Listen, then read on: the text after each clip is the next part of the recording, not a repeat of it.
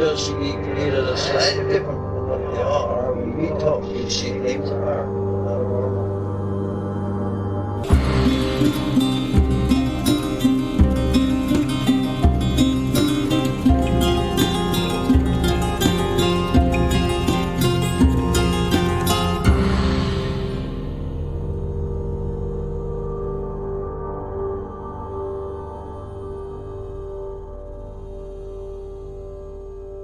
Tim is coughing, so I'm supposed to say, welcome to Strange Familiars.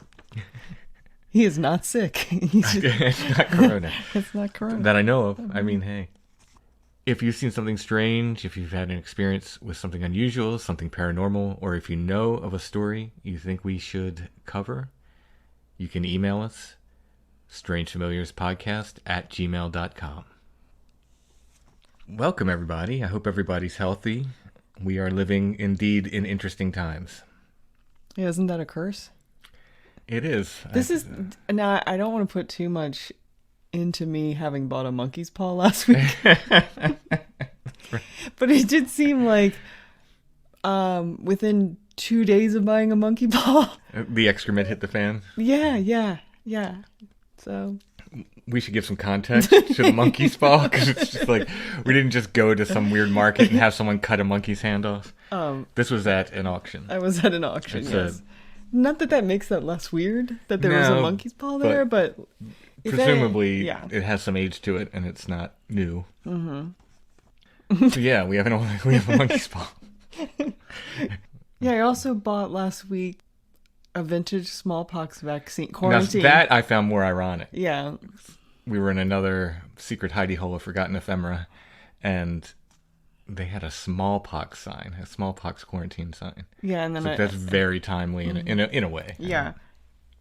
So we're going to try to pump out some extra content for everybody during these times where we're all stuck inside and looking for things to do. We'll try to give you guys some extra content.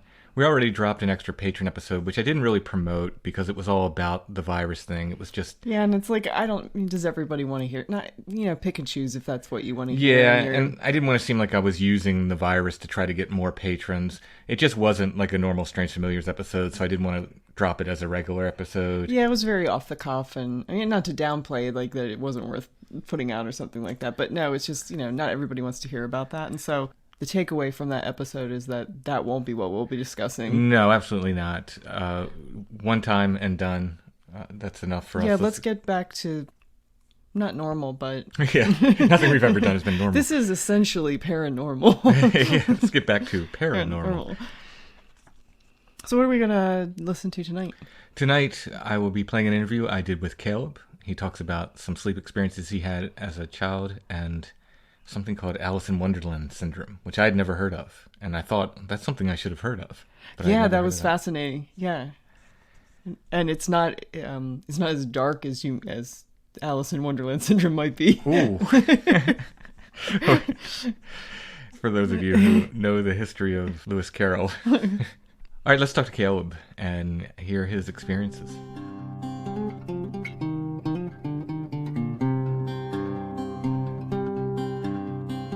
All right, tonight we're talking with Caleb, who has a number of experiences that he wants to talk about. Did you want to talk about this, whatever it was, this fox thing that you saw when you were a child first? Sure. Might as well go chronologically, because this is actually probably my first memory. This was back in around 1993 or 1994, so I was about 3 or 4 during this time, and... it was in Austin, Texas. So this event occurred when it was at night, and I was up on my second floor in the bedroom and laying there looking at the ceiling, just before I drifted off the bed. And sorry, I get nervous talking about it. But anyway, so I was looking up at the ceiling and I see this shadow start crossing across the ceiling, and it stops over top of my bed, and it begins to, kind of coalesce and takes the form of the head of a fox. And yeah, of course, I'm getting freaked out. And I starts making this garbled growling noise and turns its head, and I know it's looking at me, and the sound just gets louder and louder, and I'm freaking out because I'm only three or four at this time. And so I scream and throw my blankets over my head, of course, like little kids do. And next thing you know, my parents are rushing in the room, turning on the light, and there's nothing there. And they're like, oh, it could have been a fox from outside casting its shadow on the ceiling. And, because we got a street light outside, but even at that age, I knew that a fox couldn't cast a shadow from down on the ground to all the way to the ceiling of the second floor. Yeah. So I knew that wasn't it, and I knew I heard it growling at me. So obviously that couldn't have been the case, but definitely scared me. And it's probably the only memory I have at that young age of being in Texas. But it definitely has stuck with me through the years. Now, did it look, I mean, I know you said it was just a head, but did it look like a natural fox? Yeah, but maybe a little bit larger. Maybe the head was a little bit larger, but I could definitely see, at first, like I said, I saw the side profile of it, and it had like pointy ears and the muzzle, and I could see the teeth and the outline of the teeth in the shadow. Of course, there wasn't any other details I could really see. Like I couldn't see its eye or anything like that because it was just a shadow, so it was black. And then when it turned its head toward me, you could still see the ears, but it wasn't a side profile anymore. And then it started growling at me. So that was a pretty freaky experience. So when you were young, around this time, did you have a lot of encounters with natural foxes, or were they around your house or anything? No, not that I'm aware of. Like I said, I was really young, so I barely remember anything of that time. And this is the clearest memory I have during that age. But no, not that I'm aware of. I wasn't really thinking about foxes, around foxes, the only thing I can remember during that time is we had some little neighbor girls that I used to run around and play with, but that's about it. I was a fairly happy little kid.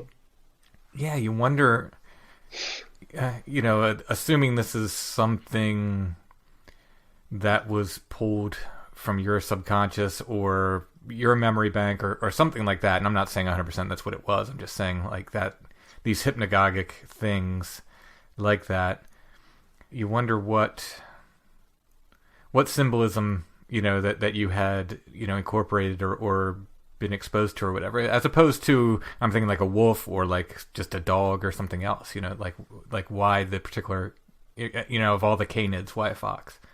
Sure. And, I've wondered that over the years, and it's funny, and you're right. It could be something hypnagogic, or something like that. But which, actually, by the way, in no way discounts it, in my opinion, from being something also paranormal. I think these are intricately related. How exactly, I can't tell you, but I do think they're related.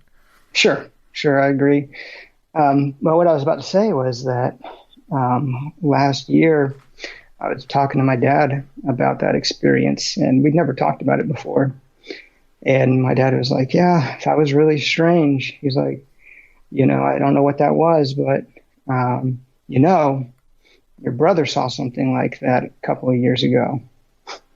And I had never heard that before, that my younger brother, because I'm the oldest of the family, and only one of my other brothers had been born at that time. But one of my other brothers, that's probably like 7 years younger than me, had apparently experienced something similar that I hadn't heard about. Was this in the same location? No, this was that was in Texas, and this was in North Carolina that he told me that. So completely across the United States. So I don't know if that has something to do with my experience or something completely different, but I just thought that was an interesting parallel there. Yeah, it really is. Was he around the same age that you were when you experienced it, or what? You know, I didn't ask him what age he was whenever he saw it, but I'm pretty sure he was actually quite a bit older, probably a teenager by that point, whenever he saw it. Yeah, that's really interesting. See, that makes it even more interesting. Like, You know, and one of the reasons why I brought this up was because I think I'd heard on one of your shows before somebody said something about it in passing. I'm pretty sure it was on your show. Somebody was talking about, yeah, I had a lot of experiences, and I saw this weird shadow fox thing, and they never really got around to talking about it. But I think I heard somebody else on your show, and that's one of the reasons why. I was just wondering if somebody else had heard about something like this before. yeah, and that happens sometimes. We'll get into so many stories with people that one or more will just get glossed over, and I'll forget to get back to them. Sure. I don't remember the particular interview you're talking about, but that, I do enough of them where I can't Right. remember every single one. If someone has seen something like this, I guarantee they'll contact me. It almost always happens. I want to say usually when somebody talks about something, a good 75% of the time or more, someone will email.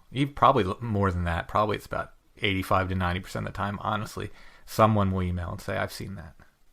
Yeah, and it wasn't like a shadow person like I've heard people talking about before, because it wasn't like blacker than black, and it was definitely a shadow. Like somebody casting a shadow on the wall, and it'd be like if your mean older brother tried to take a puppet and go on the wall and try to scare you with the shadow of it, rather than something that was tangible, if you know what I mean. Oh, so it didn't, like, it never sort of took a 3D form necessarily. No, it wasn't a 3D form. It was literally a shadow. Oh, that's really interesting. It was like if somebody took took a puppet and, started talking with it, except for, started growling and screaming with it. Right. Yeah, I'm sure if someone's seen something like that, they will contact us. Yeah, and I had some other weird things happen whenever I was a child, if you want to hear about them. Oh, absolutely.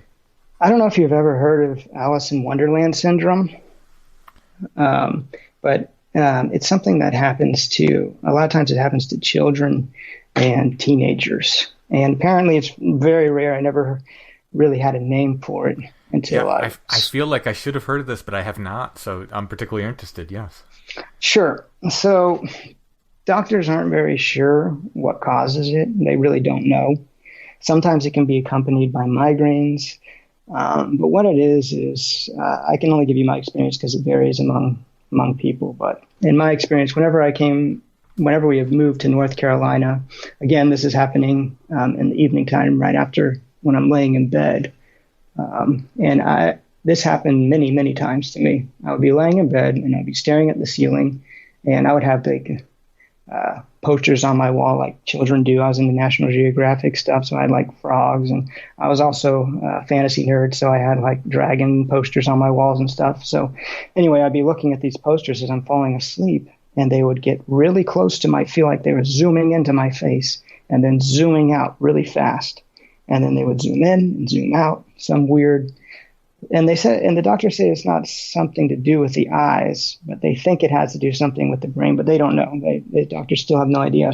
And so as I would be falling asleep almost every night for a long time, I would be looking at the walls or the ceiling, and it would be popping in and out close to my face and far away. It would be like I put on a pair of binoculars and then I took them off really fast.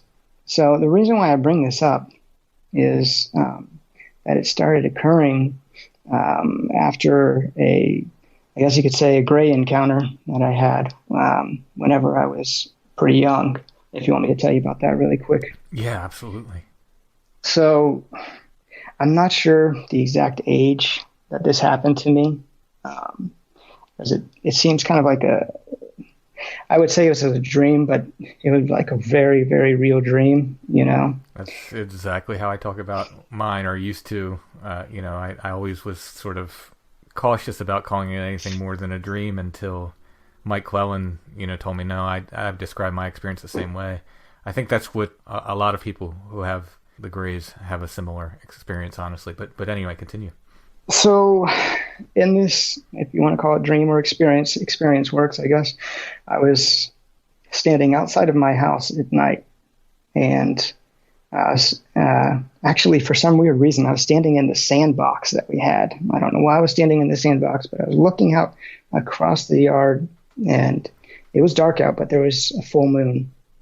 And I see these three figures standing across the yard, two small ones and one big one, standing in the middle, almost right at the edge of my yard.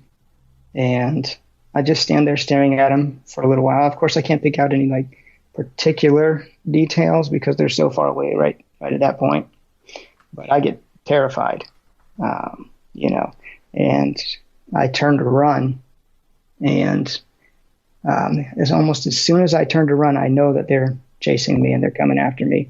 And then I feel something hit me in the back and knock me to the ground. And I feel something, I'm like struggling, I'm laying in the sandbox and I'm kicking and I'm trying to get up, but there's something pinning me down. Feels like somebody's got their forearm on the back of my neck and is pushing me down and pinning me down. And then lights go out. And, I wake up the next day and just have this weird dream, I thought, right? About how old were you when you had this? I was probably an adolescent at that time. Okay. And did you see, so you were able to identify them as like somewhat typical grays when you saw them? Yes, definitely. As I was turning to run, they were starting to walk toward me. And that's when I decided to start running because I could see what they were, and at that point, I wasn't interested in aliens or any of that kind of stuff. I wasn't interested in anything supernatural really up to that point in my life. So they pinned me on the ground and that's when I blacked out and woke up. But yeah, there was three of them. There was one that was taller, and there was two others flanking him that were shorter. Yeah, that's typical. Did you notice any details about what they were wearing or anything? I don't think they were wearing anything, or at least it didn't look like it. It just looked like, the atypical grays, genderless grays. Mm-hmm. Mm-hmm. Big black eyes and all that. Yeah, exactly. Just like that. Yeah. Yeah, that's so creepy. I'm just not a fan of that. Yeah, definitely not a fan. That would freak any kid out. It'll freak you out as an adult, but when you're a kid and you have something happen like that to you, then you don't know what to think. And so after that, I really haven't, until I started really writing all this down, because I have it in front of me, the list of weird things that have happened to me. After that point is really when really weird stuff started happening. And that's around the time when I started having that Alice in Wonderland syndrome, or started happening to me. And at that point, I got very interested in the supernatural, and I started turning toward. Well, I was raised in a very Christian family, and my father and mother were very involved in church, and so they brought us along. And so, for some reason, I started wanting to have. Let me rephrase this. I started wanting to experience more of God, I guess you could say. Mm-hmm. And so I got extremely religious very rapidly. And I'm not sure, if this is a direct result, but it happened around this time. And so I started wanting to pray all the time, and started wanting to, I started getting more into like the charismatic side of Christianity, because my parents were very, very Baptist. So they weren't into any of the more charismatic stuff like, speaking in tongues and prophecy and all those things. And I got very interested in it, much to my parents' chagrin, just because that wasn't the type of church I was raised in. Mm-hmm. And so anyway, long story short, I built this. I didn't build the shed, but there was a shed in the back, and I turned my shed outside into this prayer closet. And so I would go to this prayer shed and start praying for probably an hour at a time. When I was young, I was really young, and I didn't realize it was weird for somebody that's, a teenager to be going out and praying for a long time. And, I started getting interested more into, I knew somebody that was into the Kabbalah. And of course, I didn't tell my parent that I was starting to learn some of the Kabbalah from this guy. Anyway, I started getting into the Kabbalah, and so I was having more and more interest in the supernatural during this time, and it started happening right after I saw the Greys, and maybe I just wanted to find out more, and so I started looking into that things, and one thing led to another, and that's why I got interested. Or maybe it's because of what happened to me that, I don't know, I hear about other people who have experience like that, get interested in supernatural. Yeah, it's true. That tracks. A lot of people, they will have that sort of spiritual turn after, some sort of encounter, like with the Greys or other entities of the sort. So what I was going to say is that after I started getting involved in the Kabbalah, I wasn't super deep in it, but I was spending time over at my friend's house, and he was teaching me different things, and I was just beginning to see different things. I would see orbs of light flashing by and different strange things like that. So really my interest in the occult began to ramp up during that time. And then I moved to Honduras. So my parents decided to become missionaries, and we ended up moving to Honduras, and my father was going to be working at this, I guess you could say, kind of like an orphanage, but they would put him like in foster families on this ranch style compound, I guess. Mm-hmm. And so moved to Honduras, and we moved in this house up on the hill, and it was this big old wooden house, and I had a few experiences there. One night, whenever I was walking down the hall, and at this point, all of the other children had been born, and so I start to walk down this hall, and there's this black cloud floating in front of my brother's bedroom, like this black mist just sitting there, and I only saw it for a second or two before it just completely disappeared. It evaporated, and it was gone, and, I didn't really think about it a lot after that, because, maybe it could have been just my mind playing tricks on me or something. But a little bit, I don't know if it's before or after that incident, I would share a room with my brother that's 1 year younger than me. And I would wake up at night, and I would hear something whispering to me, telling me that my brother was going to kill me. I would wake up and I would be freaked out, and I would jump up out of bed, and I would run to my door, to get out of the room, because it sounded like an audible voice. And, this happened like 2 or 3 times to me. And I would wake up and I would jump out of bed because I'd hear something telling me that my brother was going to harm me, and I would go back to bed. And it only happened a couple times, but that really set me on edge. That'll stick with you, sure. Yeah. Yeah, that really set me on edge and freaked me out quite a bit, because that was the first time I'd ever experienced anything like that. And is that all it said, basically? It was just repeating over and over in my mind, this, your brother's going to kill you, your brother's going to hurt you, or, something like that. And, I never, it made me literally feel like my brother was going to hurt me. And so that's when I could say that my sleepwalking problem really began. Because after that event, I would start sleepwalking.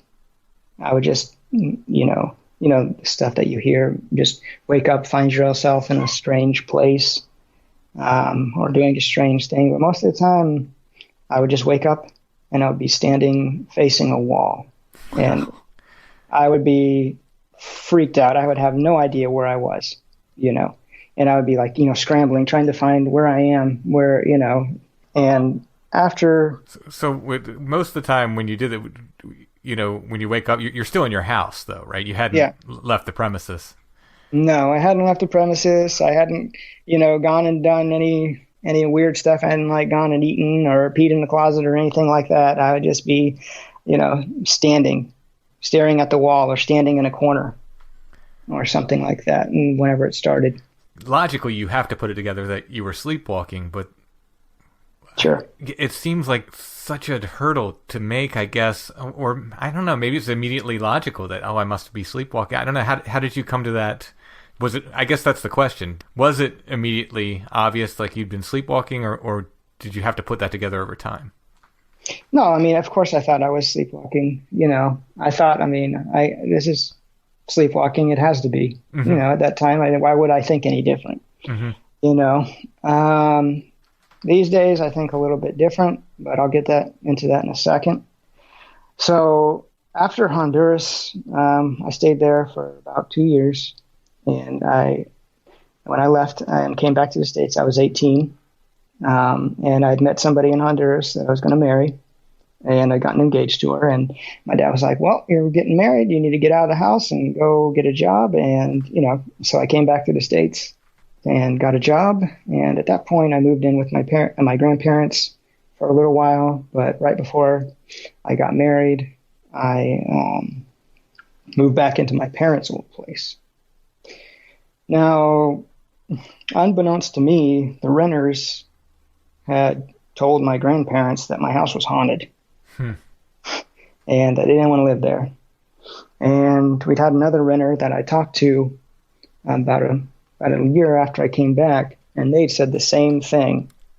And, I thought they were just messing with me because they would say crazy stuff. They were like, yeah, the sinks were turning off and on and, by themselves. And I was like, yeah, they got to be messing with me, because I never experienced anything like that whenever I lived there, But before I heard all that, I moved back in, and I would feel this heavy presence inside the house, And at first I thought it was, depression, because I moved back away from my fiance, and I was trying to do the visa process because she was Honduran, trying to get her back to come to the United States.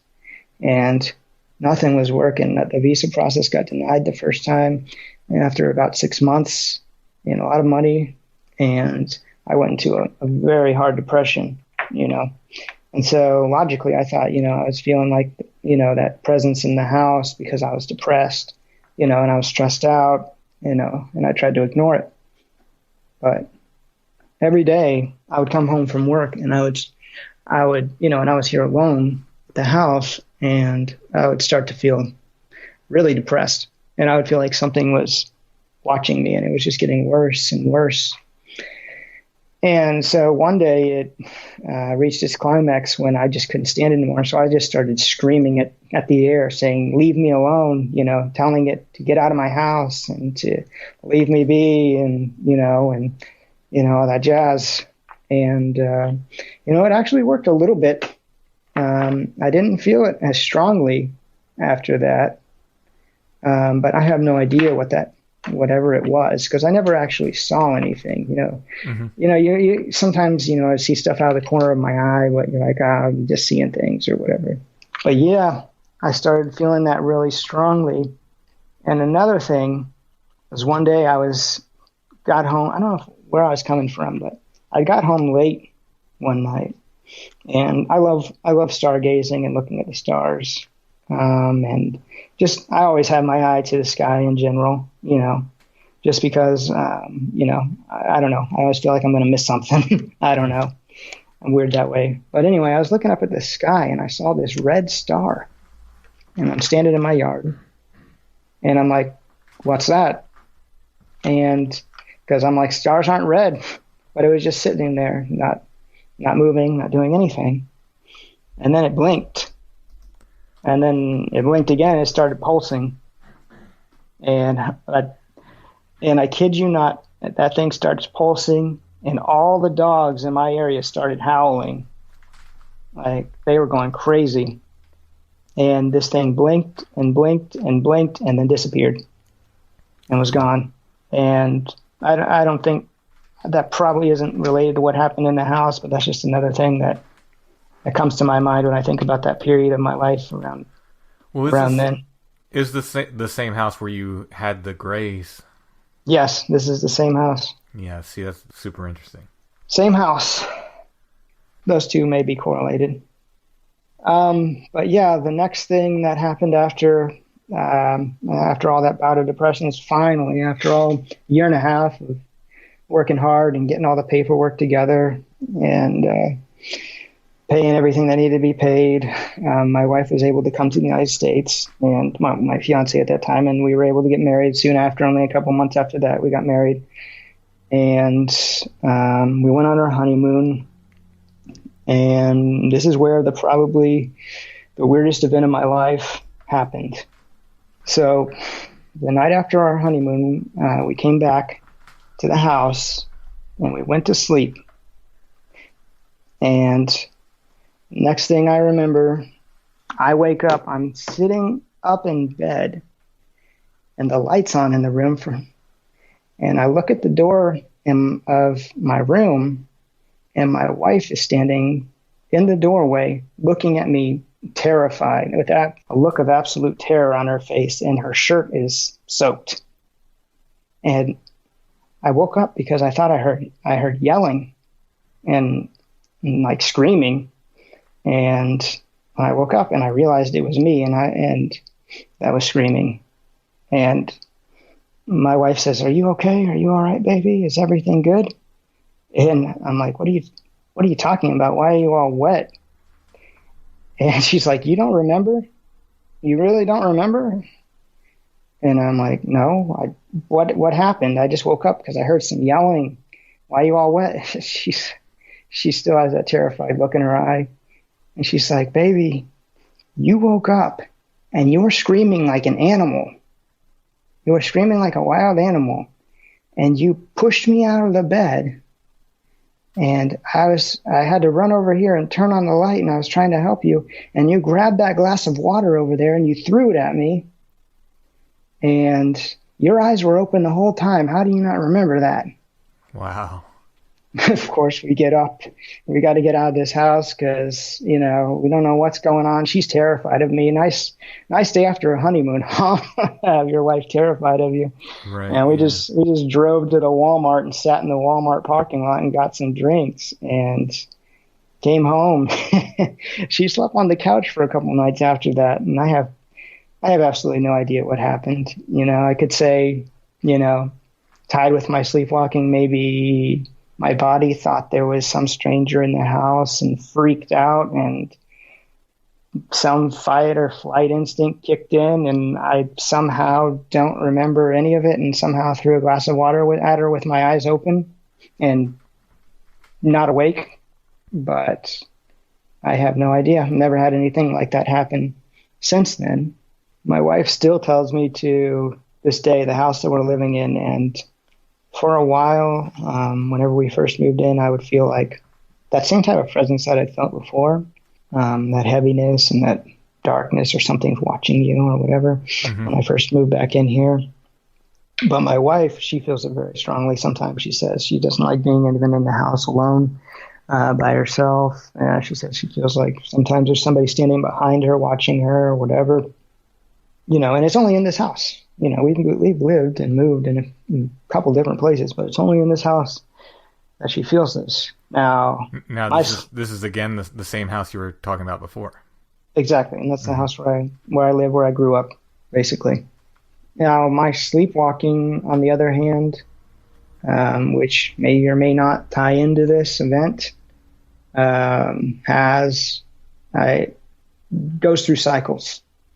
There will be times wherever I sleepwalk during the year, and it's like certain times of the year that it happens. And then there'll be other times when I'm absolutely nothing for months and months. And then all of a sudden there'll be, weeks straight where I'll wake up and I'll find myself, running out of the bed. Like sometimes I'll wake up and I feel like there's like that same feeling I had back in Honduras whenever I felt those things, whatever it was talking to me.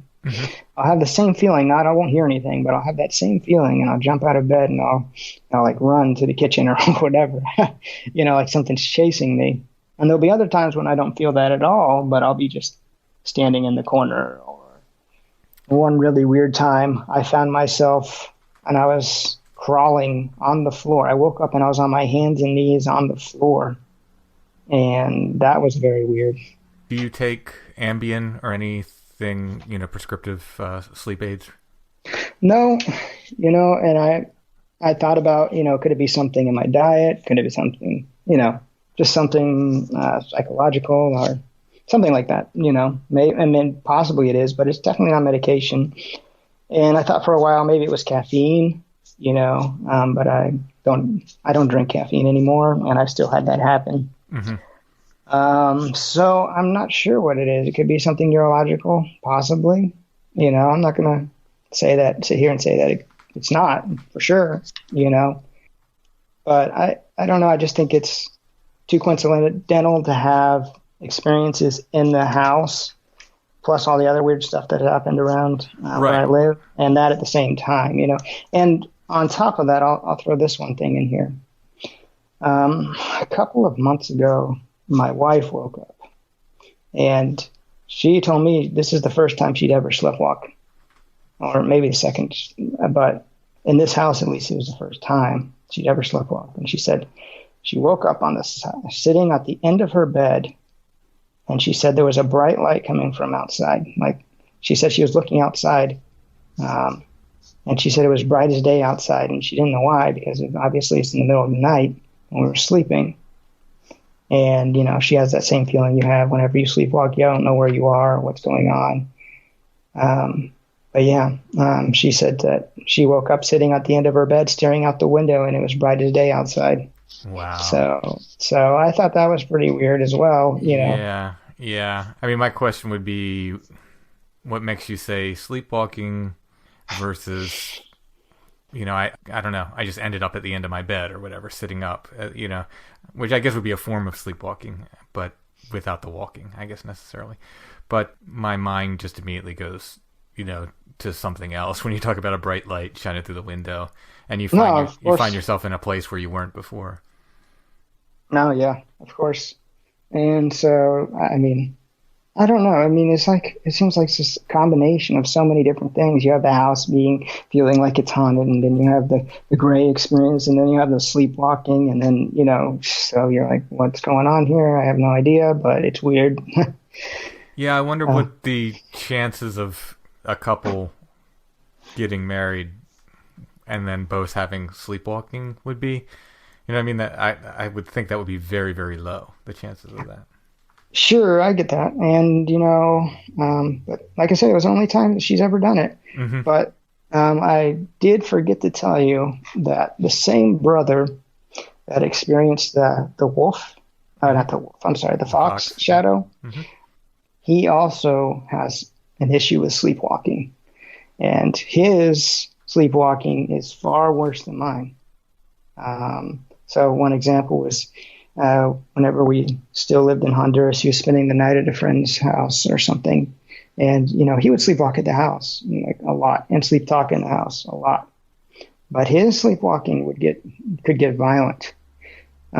So, for example, like I said, he was at this friend's house and they slept on this bed that was set up on some pallets. I'm not sure why, but he got so violent that he punched the pallet and broke a slat by hitting it in his sleep. And he woke up and he was kicking and punching and stuff, and he'd had bruises on him whenever the next day, And he also had experiences in this house where I live now, where I'd had the experiences. And this was only a couple of years ago. And he said that he would be falling asleep, and he said, kind of like I did in Honduras, he would hear something speaking in his mind, but he said it sounded like something was like singing a song in his mind, this weird, creepy song in his mind. And he said out loud for it to stop. And he said he heard audibly in his ear next to him, "No." And that, and of course that freaked him out. And He has since moved and went to college, and he said he hasn't had any sleepwalking problems now, or anything like that since he's moved. Mm-hmm. So it was in Honduras that he experienced that, and here at our childhood home we experienced it. But when he moved out of the States, he never experienced it anymore. So maybe it has to do with the location or something at the location. I don't know. Right. Yeah. So yeah, it seems like it's a family thing, but nobody else in my family experiences any of those things. Just him and I. So, I mean, could be something psychological. I'm not ruling that out. But if I pair that, those experiences with the things that my wife's experienced, then I might get a little bit of a different picture. Mm-hmm. So I got one more thing to share if you want. Absolutely. Yeah. Okay. So I said my last one was the weirdest, and this one's, close second. And this experience happened to more than just me. So this experience happened to me and my wife and two of our friends. And we lived in a different part of the North Carolina at that time. And we were going to go on a vacation to this place called Lake James. And so we were all in the car driving. And all of a sudden, this is going to sound crazy, but all of a sudden, this huge ship thing flies across the highway. And now your mind might automatically go to like flying saucer or something like that, but that's not what it was. And there was more than one. There was like two or three. And my mind is a little bit fuzzy on that, but I'll tell you in a second why. So there was two or three of these things, and best way I can explain where these things kind of look like if you turned a skyscraper sideways and you gave it a little bit of a bend in the middle, but it's all like cobalt gray or something. Mm-hmm.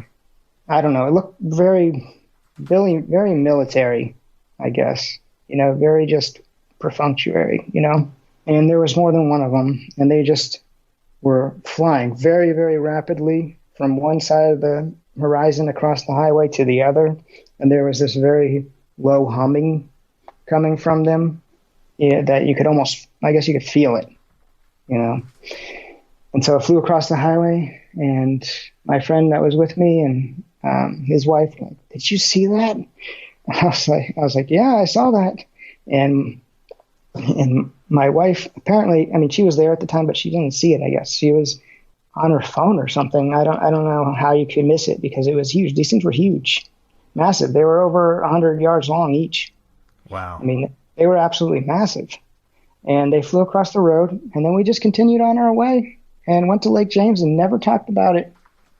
And never talked about it after that. And I think later I was talking to it about my wife. I was like, did you remember that, or did I dream that? And she's like, no, I remember you guys said something about it happening, because I always ask my wife if something happened because she's got the best memory of anybody I know. Mm-hmm. I think it's like photographic or whatever. But anyway, I asked her about it. She's like, yeah, that happened. And she asked her friend about it that was there. And she's like, yeah, I think I remember something like that happening, but it wasn't like, it was a vague memory. Right. To her or something like that. Yeah. And to me, I didn't think about it until a long time later. It just like popped into my head. I was like, oh yeah, here's this memory that you had. Remember that? And so, I mean, like, how could you forget something like that? How could you forget these absolutely massive things flying across the street, across the road, and right in front of you across the highway, And so I was like memory wipe or something. I don't know. It's crazy. It has that same sort of feel to it that of those events that we talk about on the show a lot, where somebody will wake up and see something frightening, or see something next to their bed, or a Bigfoot looking in the window, and then they just roll back over and go to sleep. It has that same sort of feel, even though you didn't go to sleep. It has that same kind of, oh yeah, this sort of casual acceptance of something that should not be casually accepted. Yeah, and it's like, what is that? It happens in so many different things, like you were saying, with Bigfoot and with aliens and with, other events. Why is that, I wonder? Yeah, very, very strange. There's no time unaccounted for on that trip? Like you got to where you were going at the time you were supposed to get there, etc.? As far as I can remember, I don't have the best memory in the world in general. But I'm pretty sure we did. I don't think we had any memory jumps or anything like that. I mean, on my own, I've had experiences like that. But, you could just say I was overtired or something like that, But on that particular trip, no. So these crafts, were they blocky like skyscrapers? So they didn't look aerodynamic, in other words? No, not really. I guess you could say, I don't know, blocky, kind of like something you would see like in the Avengers. I don't know, no, without the propellers. But like I said, it looked like they turned a skyscraper on their side, gave it a little crook in the middle, spray painted it gray, bolt metal gray, and but of course the windows weren't all even like in a skyscraper. They were in like different spots as far as I can remember. Like I said, it's like my memory. It's like this memory is like kind of like a dream. Yeah. It's kind of like, did that actually happen? But no, I have witnesses that were there with me, so it did happen. And then there was that low humming that you hear about in other UFO experiences, that kind of like more like you felt than you heard. Kind of reminded me like whenever I used to work in construction, whenever a steamroller would be going, and there's this low humming that goes through the ground that you feel through your whole body. That's what I can relate it to, feeling like. Did you notice any lights on those craft? No, but it was daytime. Right. So, I mean, it was broad daylight, and there was 2 or 3 of these things, of course, you would expect it would be in the news the next day because they were on the highway. Hundreds of people should have saw those things. But no, I don't remember any lights. I just remember being 2 or 3 of these things. I was near, I believe, an air base, which is in Fayetteville, North Carolina. I live in Jacksonville, North Carolina, near an air station. So I see helicopters, airplanes, and all kinds of military stuff all the time. I have never seen anything like these things in my life. Yeah, I mean, that's absolutely massive, too. Yeah, they are huge. They were huge. They were like, I don't know. Like I said, they were like 100 yards long. It's not like a, stealth fighter or something that it's somewhat easier to hide. That's completely massive. No, they weren't trying to hide at all. They were very low, too. They were pretty low. But, yeah, crazy, huh? Yeah. About what altitude would you put them at? Just, guessing. I don't know. Probably if you had a 50-story building. So maybe not that low. I don't know. I don't know. I'm not very good at judging distances. Yeah, but it's hard. Well, altitude's really hard too. Where people have asked me that before too, and I've been like, I don't know. Closer than an airplane, but not way closer than an airplane. Yeah, but higher than the top of buildings, but closer than an airplane. That's Yeah, if you took a skyscraper in New York, it would probably be about at the top of that. That's how low these things were. Yeah, which is, for something that size, it's pretty low.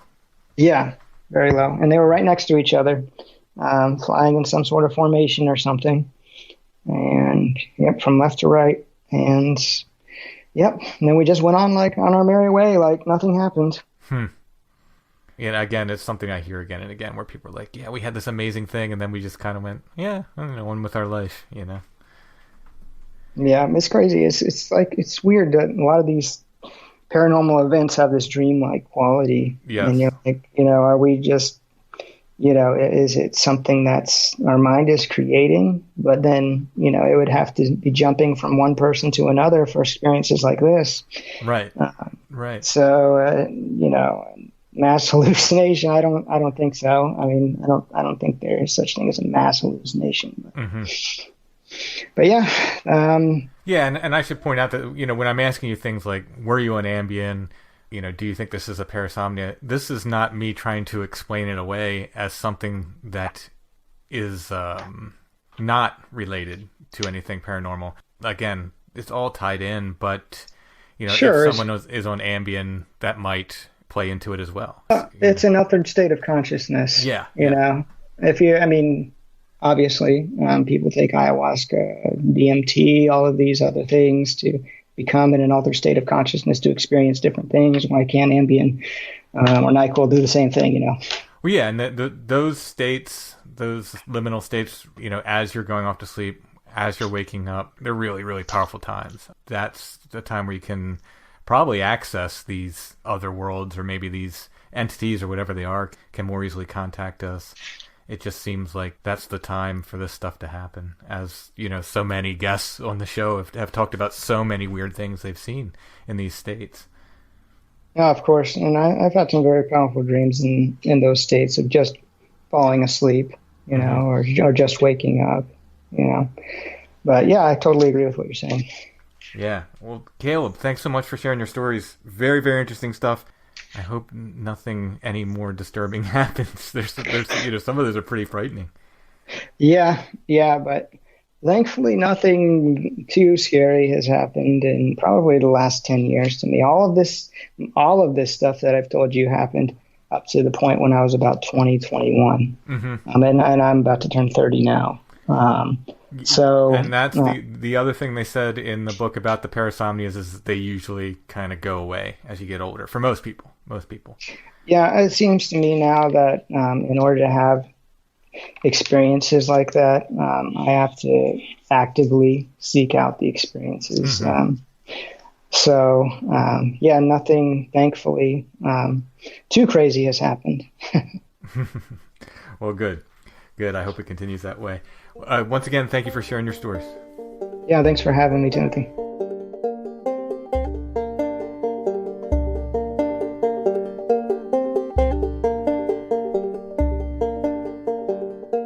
I'd like to take this time to thank our patrons. We couldn't do the show during normal times without our patrons, and during these times, your support means much, much more. So thank you guys. Thanks for keeping the show going. If you like what we do, if you like the content we make, and you want to get more of it, you can help us make Strange Familiars by becoming a patron at Patreon. Go to patreon.com/strangefamiliars. For $3 a month, you can get extra shows. We've done over 50 patron shows at this point. You get all 50 of those shows the minute you sign up, and any new patron shows we do going forward. Like I said before, we're going to try to do extra shows during this time for everybody, patrons and everybody alike. We know it's a rough time being sequestered. We want to give extra content, and we're going to try our best to do that. There are other levels of support at Patreon. You can get different things like t-shirts and pins and stickers, copies of my books, copies of my CDs, even original artwork. You can check out all the levels at Patreon, patreon.com/strangefamiliars. If you don't like the idea of a monthly subscription like Patreon and you want to help with a one-time donation, at strangefamiliars.com, under the show notes for every episode, is a paypal.me link. You can click that and make a one-time donation. Everyone can help by sharing the show on social media, by liking and subscribing wherever you're listening, whatever podcatcher you use, whether it's on Apple or Google or Stitcher, whatever you use to listen to podcasts.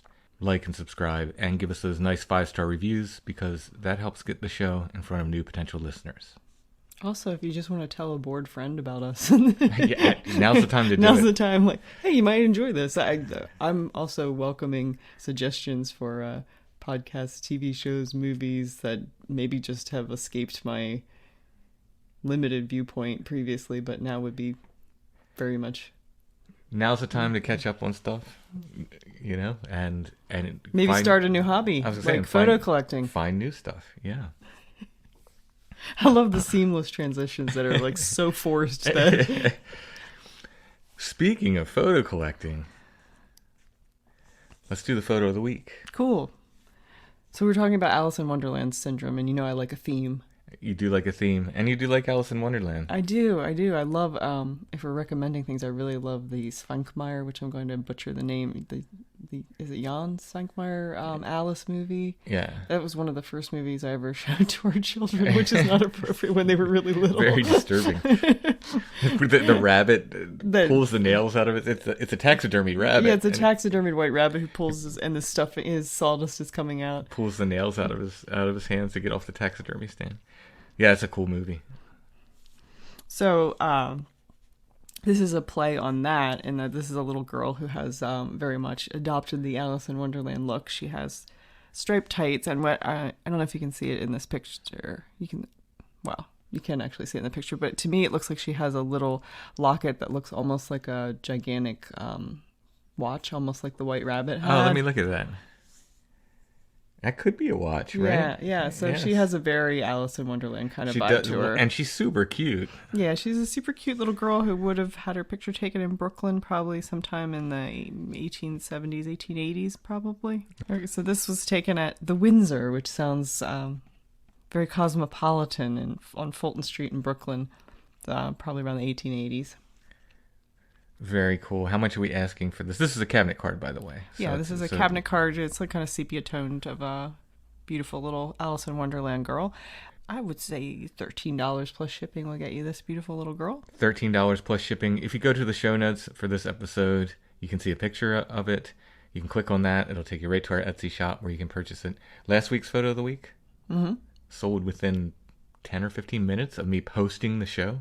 And don't you post it at like 3 a.m? Yeah, it was 2 or 2:30 or something in the morning. Oh, that's awesome. It sold quickly. So thanks for that. That also helps us. Mm-hmm. One of the things we do is we sell photos. So purchasing the photo of the week helps the show as well. So thank you guys for that. It's also a really neat hobby, collecting photos. It's really, really interesting. Yeah, I think it's very affirming in these times that what this little girl probably lived through in her lifetime compared to what we live through on a regular basis is probably... Yeah, this for her, like what we're going through right now, This is like... that was like Tuesday for her. But without the internet. Yeah, exactly. Oh, God, can you imagine this, like, when we were kids? How awful this would have been. Oh. I don't like know. everybody's answer in our age group was to just go outside. Like how many times did you hear as a kid, just go outside? And I did. Yeah, and I loved it, and that wasn't a punishment. That's the thing. Like, I think about that now in terms of me going off to the woods alone now. Mm-hmm. I'm a grown man. I can handle myself. I used to go off to the woods when I was a kid all day long and just wander the woods. My parents didn't know where I was other than I was outside playing. And I would want... Now, I had a very protective dog with me most of my childhood. Mm-hmm. He was my partner. You know, he would have taken care of me. And he literally could have said, Timmy's in the well. Because he was part collie? No, because your name's Tim. Oh, okay. There's that too. And he also would have gotten the name right. Yes. Because he knew you pretty well. He did. No one knew me better. Yeah. Yeah, but I was just reading that book, and they talk about Generation X as being sort of the last untamed group of children who were, had an experience with the wild that other generations, well, they have it. It's just not as interactive. Yeah. I mean, we're definitely more protective, I think, of our kids. I think in general, that's the experience of our generation as parents. I don't know if that's a little bit of patting ourselves on the back, saying we were the last generation with an experience in the wild, Yeah, everyone has that to some degree, I guess. Or I think people just have different experiences. Mm-hmm. But I certainly, and again, I think about it today and how I just went. And those were the favorite times of my childhood, just wandering through those woods with the dog. That's probably because you were away from your family. I mean, honestly, yeah, maybe. I didn't think about that. Entirely possible. But I think, hope they never find me. If I was gone as an adult for that amount of time, I would be worried. Yeah, you would be contacting me like, "What are you doing? Like, are you okay? Are you okay?" Yeah. So, it was different times. I think that's probably what would have happened if this would have happened back then. I think Mom would have been go outside, go play. I think that's what happened even during, we were just talking about how this is like the 41st anniversary of 3 Mile Island, which for people who weren't alive or maybe just weren't as keyed into it because it happened very close to us. It was sort of a proto-Chernobyl, like the potential for a nuclear reactor to melt down. And so it was a lot of harrowing, worry times when I was a kid when this was happening. I don't remember a lot of it, but it reminds me of that sort of uncertainty. And the good thing is that kids are really resilient, and while they might pick up on your worry when they're really little, I don't think they have a really keen understanding of what's going on. They just know something's different, but they're adaptable. When you're little, something's different every day because you're changing so much. When 3 Mile Island happened, when I was a kid, it seemed like it was so far away. It was like somewhere in Pennsylvania, like somewhere else. But it was only probably like 25, 30 miles from, as the crow flies, from it. Yeah. Yeah, you didn't live that far. I mean, you were in like instant radiation zone, right? All of us would. I wasn't. Well, that's what I was going to get to.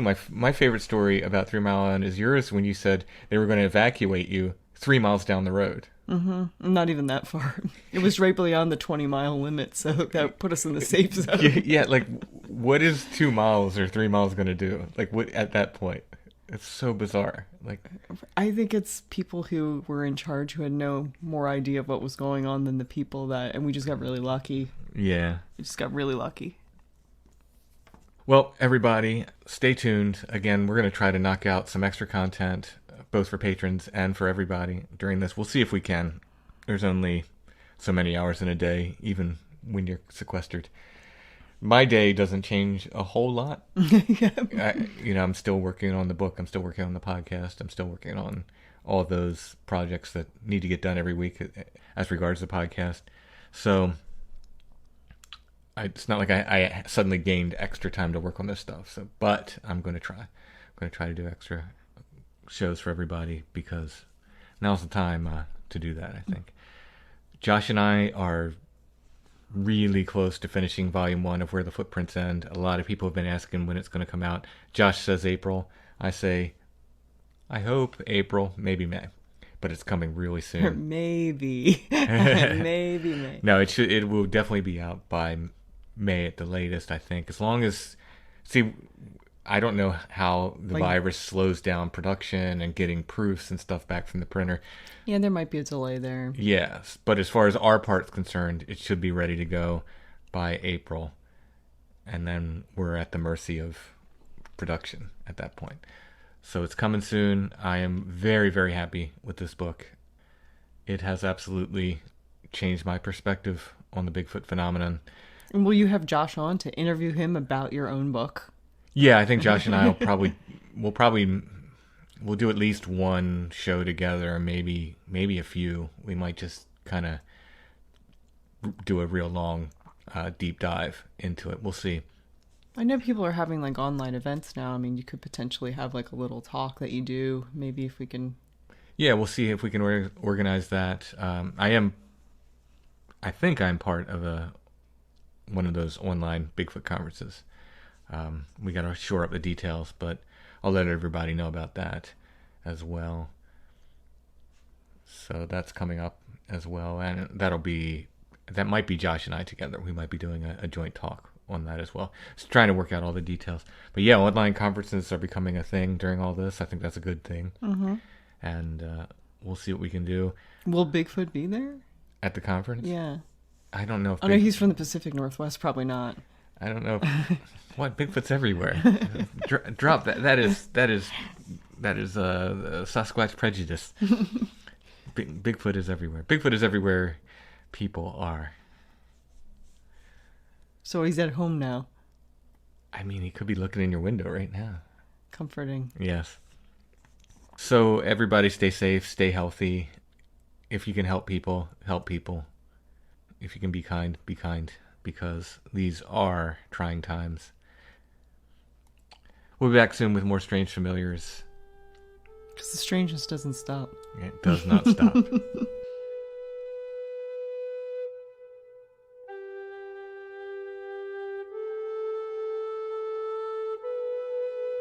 Strange Familiars is a production of Dark Holler Arts, music, books, art, podcasts, and more. DarkHollerArts.com.